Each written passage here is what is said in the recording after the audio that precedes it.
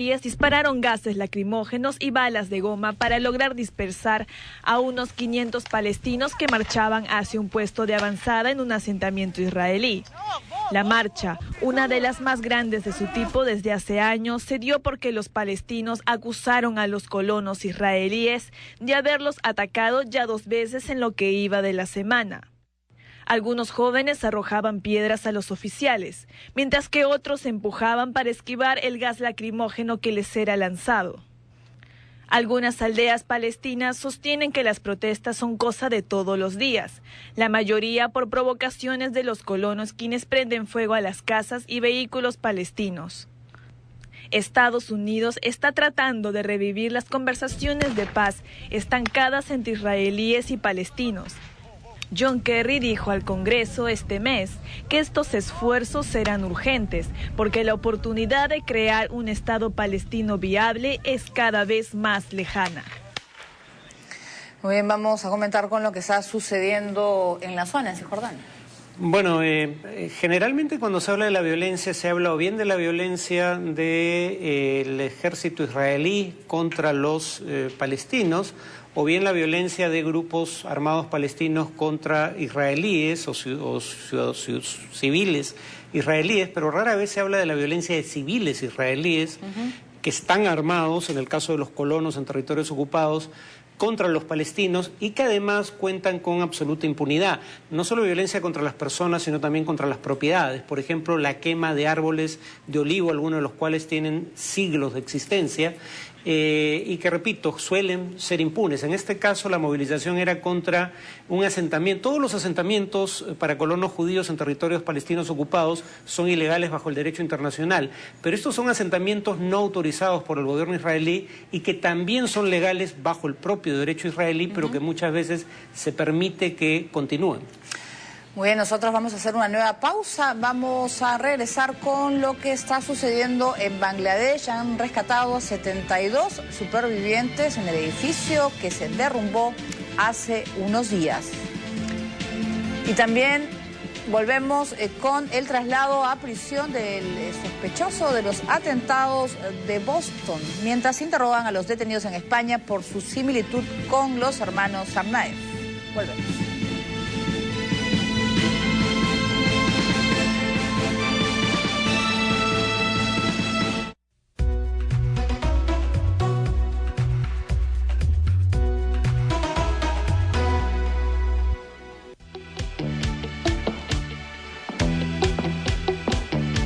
Los años 80 fueron los años del terrorismo, de la hiperinflación, del toque de queda, pero también fueron años ricos para el arte y ricos para la música. Este domingo a las 8, aquí en Casa Tomada, será un placer para mí conversar con el señor Mickey González.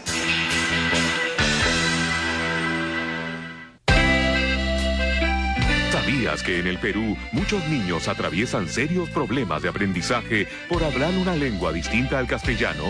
Tenemos en Perú muchos casos de maestros que están en contextos bilingües, castellano hablantes, y tienen serias dificultades no solamente en comprender lo que el niño habla, sino en comprender todo su universo cultural. Educación intercultural bilingüe en el Perú.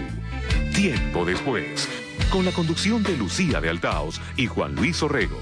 Este viernes a las 11 de la noche, solo por TV Perú, mucho más que ver. Este domingo en Aliados por la Seguridad. Imágenes exclusivas de la captura de una banda criminal que tenía atemorizada la zona este de Lima. Sepa cómo cayeron los areneros de Prialé. También, en carne propia, el duro entrenamiento de la policía antidisturbios. Además, desde el Callao, conozca la Liga de la Esperanza. Esto y mucho más este domingo en Aliados por la Seguridad. Este domingo a las 2 de la tarde salimos con todo a la cancha. TV Perú trae en vivo y en directo el clásico moderno del fútbol peruano. Sporting Cristal versus Universitario de Deportes. Desde el Estadio Nacional, este domingo a las 2 de la tarde. TV Perú, en fútbol, mucho más que ver. Estamos viendo TV Perú Mundo.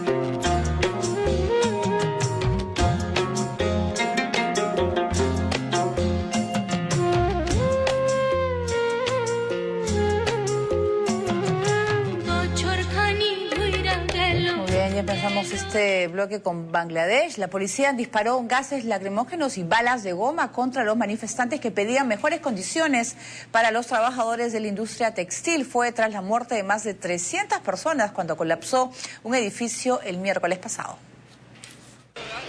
Pese a las extremas condiciones, los rescatistas han logrado sacar con vida a más de un centenar de personas que se encontraban atrapadas entre los pesados escombros del edificio textil que el pasado miércoles se derrumbó en la capital de Bangladesh y que desde entonces ha sumido a este país en un luto que pudo evitarse. Creo que de 17 rescatados, unos 15 están con vida y ahora se han recuperado. Ahora la operación de rescate continúa como prioridad. Ha sido un verdadero milagro que los más de 60 supervivientes pudieran resistir el peso del material de concreto que se vino abajo. En total, 2.044 personas han sido rescatadas entre los escombros del edificio que alojaba varios talleres textiles, tiendas, un banco y un mercado. Mientras que más de 300 personas han muerto en este desastre industrial. Según un listado hecho por la policía local y que se basa en las denuncias hechas por los familiares de desaparecidos en la catástrofe y cuyos cuerpos todavía no han sido localizados, podría haber todavía 595 personas bajo los escombros. Durante los últimos 3 días he estado buscando a mi hermana, pero no hay rastro. Quiero que me devuelvan a mi hermana viva o muerta. Ustedes, por favor, ayúdenme. En este video que acaba de ser enviado a la prensa, se puede apreciar el interior del edificio antes que se derrumbara. Muestra las grandes grietas en casi toda la estructura de 5 pisos. Aquel día la policía había llegado al lugar para constatar el peligro latente que esto significaba para las personas que trabajaban allí. Esto ha indignado mucho más a las cientos de familias que esperan con la foto de sus familiares fuera del desastre, con la esperanza de encontrarlos aún con vida. Mientras tanto, miles de trabajadores del sector textil salieron a las calles de Dhaka para exigir la detención de los dueños del inmueble y de los 5 talleres que se ubicaban en su interior. Este desastre no ha hecho más que sacar a la luz las malas condiciones laborales y de seguridad que sufren los trabajadores de esta área en el país asiático que abastecen a multinacionales occidentales. Así es, las más famosas y conocidísimas marcas europeas y norteamericanas tienen fábricas textiles en zonas, por ejemplo, en Bangladesh, Pakistán, incluso en China. Es un sector que el año pasado generó 15 millones de euros en exportaciones y contribuyó a difundir la famosa etiqueta hecho en Bangladesh, con manos de personas que han trabajado en pésimas condiciones, como lo sucedió en este edificio. Sí, en este caso las empresas que mandaron sus condolencias eran inglesa y canadiense. El tema es si realmente no sabían en qué condiciones trabajaban aquellos que a fin de cuentas trabajaban para ellos. Porque uno puede decir lo que le da competitividad a la mano de obra y en general a la producción de Bangladesh es precisamente que los salarios son bajos, que no hay, digamos, prestaciones laborales como fondo de pensiones o seguro médico. Está bien, digamos, yo podría decir la alternativa real aquí no es entre ese mal empleo y un empleo mejor. sino entre ese mal empleo o ningún empleo, y probablemente eso sea mejor que nada. Pero lo que ya es absolutamente insostenible es que los tengan enjaulados prácticamente, con barrotes en las ventanas, y que no haya, por ejemplo, salidas de emergencia, porque para evitar que salgan en horas de trabajo, se centra la entrada y la salida por una sola puerta en muchos casos. Que esto se repita constantemente, este no es el primer derrumbe, porque son construcciones que no tienen los permisos necesarios para construir en esa magnitud, y que además habiendo habido reportes que señalaban que había grietas en las paredes, ni siquiera así se haya detenido el proceso de producción hasta restañar las grietas o, digamos, reformar las estructuras del edificio. Entonces, esto es parte del costo de la producción, o sea, este es un riesgo calculado. Esto es producto de una negligencia que tolera el gobierno de Bangladesh. Pero es parte de un sistema que también está con la venia del gobierno de Bangladesh, donde las empresas no dan los servicios ni las condiciones laborales que debe un trabajador. O sea, acá trabajan 18 o de 16 a 18 horas al día, trabajan niños que no deben hacer, los menores de edad trabajar, inclusive en ese edificio, creo que es de 8 pisos, el número de personas que se encontraban en ese edificio, y ya habían advertido que habían aparecido las grietas, cerca de 3.000 en un piso, que no sé las dimensiones, pero quizás mal hecho, de 8 pisos. No, y iba además, a colapsar, ¿no? Y además estas empresas, si esto les pasara, las empresas que finalmente compran el producto en Inglaterra o Canadá en este caso, si eso les pasara en su país de origen, lo que tendrían que pagar en indemnizaciones podría llevar a la quiebra de la propia empresa. Vamos a ver si hay indemnizaciones siquiera en casos como este, ¿no? Está el antecedente de Bhopal en la India, donde las indemnizaciones de todos los involucrados fueron probablemente lo que hubieran pagado a unas 5 personas en los Estados Unidos. No son abusivas las empresas. Bien, ahora nos vamos a los Estados Unidos, ya que fue trasladado a prisión el sospechoso de los atentados de Boston, mientras que en España han interrogado a uno de los detenidos vinculados a Al-Qaeda por su similitud con los hermanos Tsarnaev.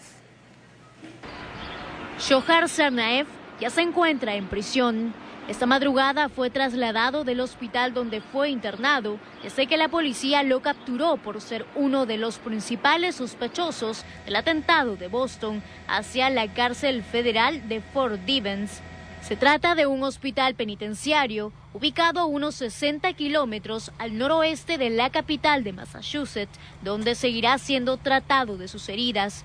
Esta dependencia está preparada para albergar presos considerados de alto riesgo en materia de seguridad.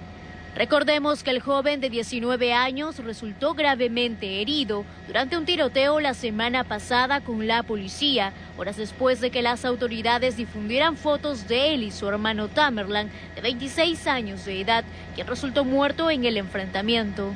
Por otro lado, uno de los 2 hombres que fueron detenidos en España por tener vínculos con Al-Qaeda viene siendo interrogado sobre su vinculación con el atentado de Boston, luego que compartiera el mensaje: "Lo que sientes ahora es lo que sienten los niños de Afganistán, Burma e Irak". A Nou Mediouni, de origen argelino y de 23 años de edad, se le encontró también gran cantidad de documentación que incluye contactos y páginas relacionadas con Al-Qaeda y Osama Bin Laden, mientras que entre sus pertenencias habían instrucciones para montar un coche bomba. Bien, seguimos con los Estados Unidos. La administración de Barack Obama cree tener evidencias del uso de armas químicas en el conflicto armado en Siria. Las conclusiones se basan en las evaluaciones hechas por sus servicios de inteligencia y secundados por el gobierno de Reino Unido, Francia e Israel. Una acción militar en Siria no está descartada, pero Barack Obama ha optado por una vía prudente ante la gravedad de las denuncias sobre el uso de armas químicas. Ha decidido que es preciso acumular más pruebas y argumentos antes de ordenar una intervención en el país árabe. Estados Unidos ha asegurado que trabajará con Naciones Unidas, con los países aliados y con la oposición siria para corroborar estos datos obtenidos por los servicios de inteligencia occidentales. No hay un plazo determinado, pero ya empiezan a llegar presiones desde el Congreso norteamericano, como la del senador republicano John McCain. He sido muy claro, en público como en privado. Si el gobierno sirio utiliza armas químicas contra su pueblo, va a cruzar una línea que hará cambiar mis cálculos y la forma en que Estados Unidos ve esta cuestión. Claramente influido por el fiasco de las supuestas armas de destrucción masiva en Irak, Obama no quiere cometer el mismo error en Siria. La misma línea ha seguido el primer ministro británico David Cameron.